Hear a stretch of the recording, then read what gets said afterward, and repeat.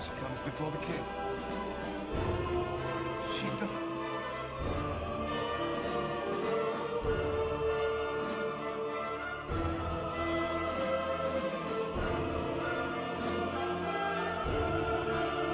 Is protocol not broken? Yes, protocol has been broken.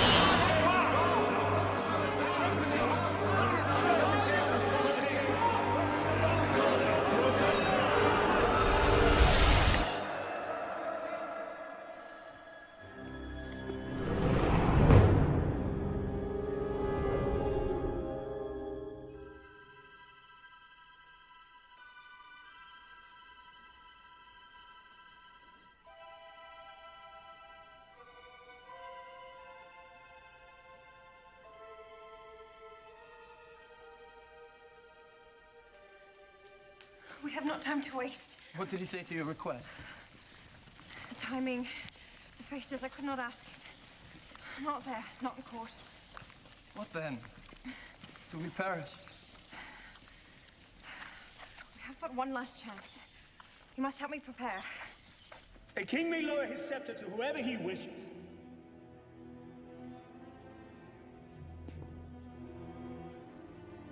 My lord, this day your kingdom has all but been ripped from your hands. This Esther has dishonored you more than Vashti ever could.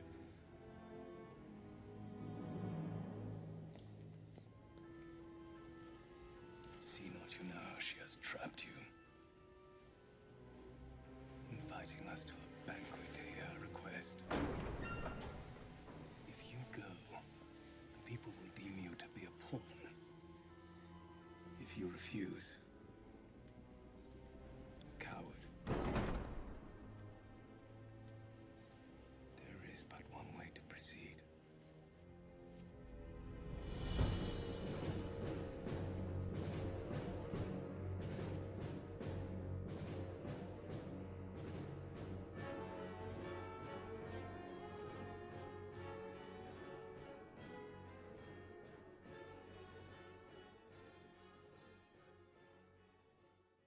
People to hear this.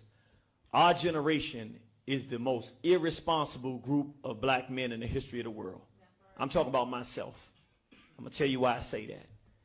In 1988, a group was created. Well, actually, in 88, our people were listening to this new form of music called hip-hop. And a group came out called Public Enemy that told us to love ourselves and stand up. And they used terms for us: kings, queens, warriors, lovers, people's proud, sisters and brothers. They told us to have self-respect, and they told us to fight the power. Don't let anybody hold you down. And a whole generation of young people, through music, was beginning to connect with Brother Malcolm X, Omar Wally from the past, with Elijah Muhammad and his teachings, with Marcus Mosiah Garvey and the UNIA, with the freedom fighters of the past, and we were becoming conscious of doing for ourselves, not just in America, but around the world. And then something happened. The small hats, the white so-called Jews, his name was Jerry Heller. He came in and he paid a group called NWA. We don't use the N-word. I have to disagree. I respect my brother, but we're not ends. We can't be ends and black people at the same time. We can't be ends and Africans at the same time. Yes, sir. If we're going to actually make a difference, we have to make the decision as responsible black men to do something we didn't do then. We tried to play the game. Public Enemy tried to peacefully coexist with a group that came out. I'm going to the question, but it's very important. How did we get here? Because they took the black woman from being a black woman. When I grew up, we called them honeys because honey was sweet. Anybody grew up my time, y'all remember, we called them honeys. Baby dolls, something beautiful. And we let a group come out and start defiling black women, making songs about raping black women. So that all of the black women, if you're under 20 years old, you have not lived at a time period where the most prominent word for you is not the B word. You hear it every day. In every song you hear. When I grew up, I never heard a song that called you that. We did not do that. But we allowed a so-called Jew, a small hat named Jerry Heller, to pay our people to make that music. And from that time till now, everything we have heard is that we should kill each other, we should shoot each other, we should rape our women, and that they're bees and hoes. When you inoculate for 25 years black women with the ideas that they're bees and hoes, when you inoculate black males with the idea that they're N-words, they have no value, they get locked up and commit the crimes you tell them to commit, they get raped and molested in prison, they come out destroyed as males, and then start defiling one another, and nobody has the courage or the maturity to stand up and say, we were wrong. We should not have negotiated with NWA. We should not have negotiated with black degeneracy. We should have made a stance against it. What we have today is a situation where every one of our young people are under siege because now whites are paying for the new Uncle Tom that you were talking about before. Who was the new Uncle Tom of our time? The pedophile and the homosexual, who whites are paying to violate our sons and violate our daughters and pull them into cultural degeneracy to destroy black families. When a black female is so confused that she doesn't know that the proper mate is a black male, you don't have to worry about a revolution. You don't even have a family to produce a child to even have a revolution. So what we have right now is a state of emergency where this is the last thing I want to say because I know everybody wants to say something. But it's a state of emergency and there's a reason. We are so cowardly because we see that as black men, we sat down and let this happen, and now we can't fix these guys because they're going to prey on my son, and they're going to prey on my little daughter here. So now we got to fix the problem, and we're too scared to go out here and say, we messed up, let's turn it around. We are no longer N-words. We're not using that term. We're not even going to allow it. We are no longer our women what we call bees and whores in the music. We're going to shut you down if you do that. We're going to step directly to you as men, and we will physically prevent you from continuing this. That's what this is going to require. And then ultimately, we're going to have to say, no more homosexuality. The only acceptable relationship in the black community is a black man with a black woman with a black man. If you don't like it, let's fight. That's what we got to get to.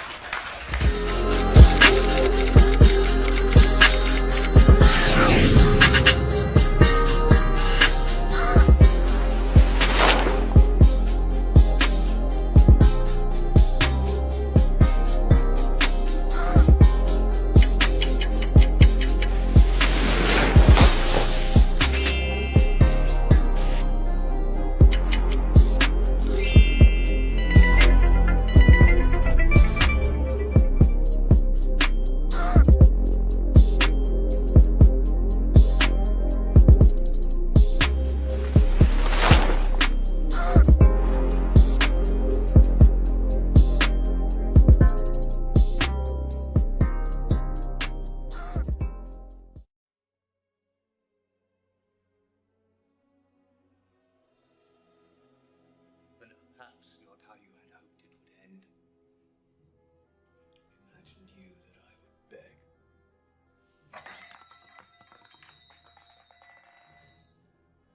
Think you I will beg?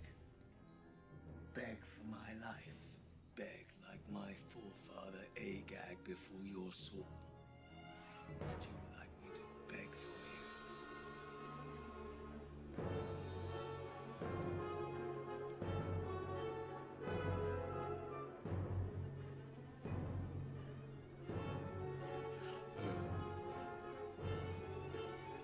Please, my lady. Please, your highness. Please, spare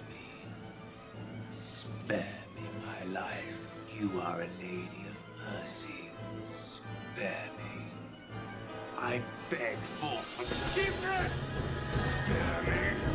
Spare me. Kill. Would he also assault the queen? My wife! While I am in my house.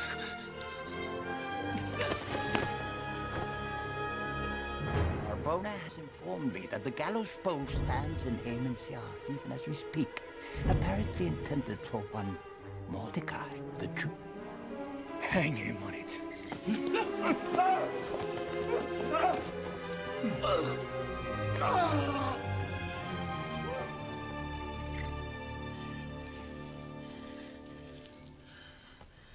What made you come back? I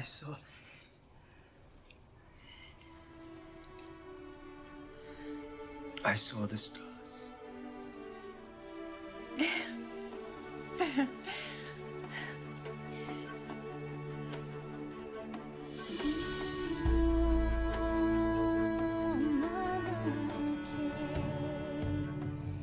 Thus, with one faithful act, has a new generation redeemed the time of centuries past and stepped into their destiny. On this day, I give you your new prince and master of audiences, Mordecai Ben-Jair.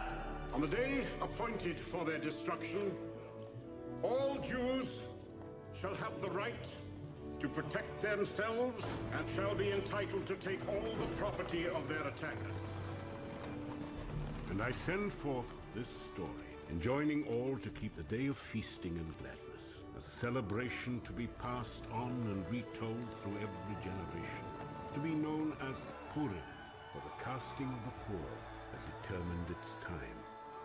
While we continue onward in the face of a world filled with uncertainty, we can rejoice, for hidden within its mysteries is the honor of a king. Thus dictated, I order this decree sent out under the great seal Of Mordecai, Prince of Persia, a Jew.